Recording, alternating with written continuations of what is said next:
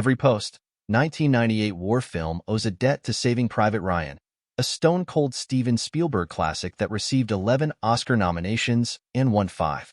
From its legendary D-Day opening sequence to the smaller, intimate moments that Spielberg captures deep in the trenches, Saving Private Ryan is both an action epic and a profound study of the human cost of war. Robert Rodat's script was initially inspired by his reading of Stephen E.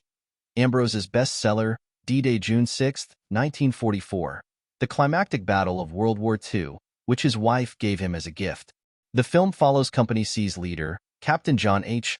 Miller, Tom Hanks, and his crew, including Edward Burns, Tom Sizemore, Giovanni Ribisi, and Vin Diesel, on a mission to locate and rescue Private James Francis Ryan, Matt Damon. Unbeknownst to Private Ryan, he is his family's only surviving son, with each of his 3 brothers having been killed in different battles. The company's task is to find Ryan and ship him back home in accordance with the sole survivor policy.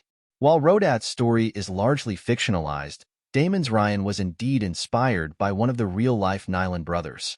Here's everything to know about the true story behind Saving Private Ryan.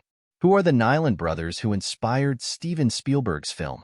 The 4 Nyland brothers, Edward, Preston, Robert, and Fritz, grew up in upstate New York, Tonawanda, near Buffalo, with their parents Michael and Augusta, and 2 sisters, Clarice and Margaret. While all 4 served in World War II, Edward was the only brother who wasn't a part of the Normandy D-Day landings. In fact, he was reported as missing in action a few months before D-Day when his plane was shot down over Burma. He was presumed dead. Meanwhile, Robert was killed in action on June 6, 1944, in Normandy during a heavy gunfight upon parachuting into Neuville Plain. Preston was killed the next day, on June 7, 1944, on Utah Beach, the code name for one of the 5 landing sites of the Allied invasion of German-occupied France. Fritz, the loose inspiration for Damon's Private Ryan, was believed to be the sole surviving Nyland brother. After his plane took enemy fire, Fritz parachuted before reaching his target and got separated from his platoon behind enemy lines. The Nyland parents received news of 3 of their sons' deaths around the same time. Another letter they got during this time was from Fritz. Unaware of his brother's fates, he wrote, "Dad's Spanish-American war stories are going to have to take a back seat when I get home," according to newspaper clippings. On the heels of these multiple tragedies, Fritz was ordered to return home. He later made it back safely in 1944 and served in the military police in New York for the rest of the war. Then in May 1945, Edward was discovered alive when a Burmese POW camp was liberated by British forces.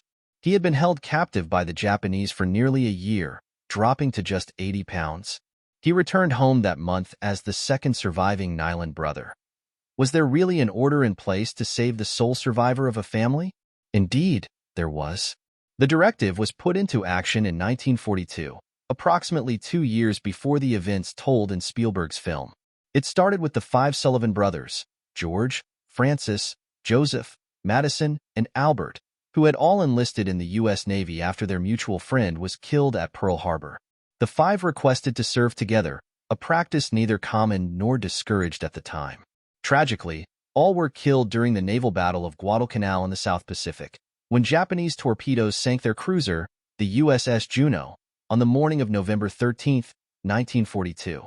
At least one of the Sullivans, possibly as many as 3, survived the initial explosion and made it to a life raft, but died sometime in the subsequent 8 days. Records show that the Sullivans were not the only brothers on the Juno. There were at least 30 sets, all allowed to serve together to keep spirits high within their families.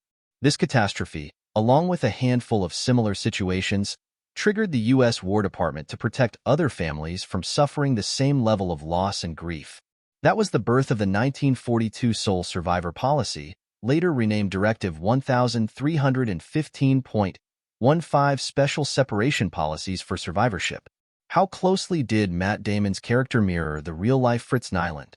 Though Private Ryan was inspired by Fritz Nyland, many details about him and his rescue were fictional. Like Nyland, Ryan has 3 brothers who are all killed in action. And like Ryan in the film, the real Nyland reportedly wanted to remain in battle when he was ordered to be sent home. But beyond that, Spielberg's film takes plenty of creative liberties. For starters, Nyland couldn't go against a direct order, so he was promptly sent back home. Damon's Ryan stays behind longer, voluntarily taking part in a fictional battle late in the movie in the fictional town of Rommel. That Rommel set, built in Hertfordshire at the former British Aerospace Factory near London, was later used in Spielberg's 2001 miniseries Band of Brothers. No real-life soldiers had to sacrifice their lives to get Nyland back home. In fact, the entire man mission to locate Nyland was an invention of the film. In reality, the Army knew Nyland's location. He was back with his regiment, so no perilous rescue mission was required. Historical research also shows that such a dangerous operation, risking 8 men's lives, would not have been likely or plausible. All about the D-Day landing that opens the film, truth versus fiction. If you remember one thing from Saving Private Ryan, it's probably the film's opening chapter depicting the Omaha beach landings on June 6, 1944, the largest seaborne invasion in history, according to the Library of Congress. It's undoubtedly one of the most impressive achievements of Spielberg's storied career, one that not only set the bar impossibly high for war movies, but also earned praise from D-Day survivors and World War II historians. Saving Private Ryan used authentic World War II landing crafts, 10 LCVPs and 2 LCMs. While they weren't the actual British LCAs used in the landings, unlike in the film, Americans didn't drive the crafts, British servicemen did. They were still true to the period. Another production detail that added to the realism was Spielberg's choice to use 20 to 30 real amputees in the sequence to represent soldiers who were injured in the landings. Elsewhere, all the seasickness and disorientation, down to the sound of the bullets and the code names of Omaha Beach sectors, were factually watertight. While the movie's focus is on American soldiers, other countries, including Great Britain and Canada, also participated in the landings. Location-wise, the production was not allowed on Omaha Beach in Normandy, which is now a historic landmark.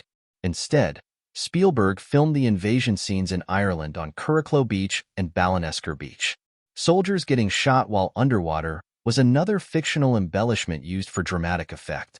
Bullets don't operate that way. They lose momentum upon hitting the water. Is Tom Hanks' character based on a real person? Hanks' John H. Miller is entirely fictional. For starters, Company C was commanded by Captain Ralph Goranson. And Goranson wasn't the man who plucked Fritz Nyland out of the war and sent him home. In real life, that was done by Father Francis L. Sampson, the chaplain of Nyland's regiment. A Notre Dame graduate, Sampson, then 32, was a volunteer chaplain. Captured by German forces at one time, Father Sampson reportedly said a Catholic prayer when he thought he'd be executed and was spared because he was a priest. Later, he was nominated for the Medal of Honor and given the Distinguished Service Cross, the Army's second highest award, for caring for and evacuating soldiers during the time he was captured by Germans.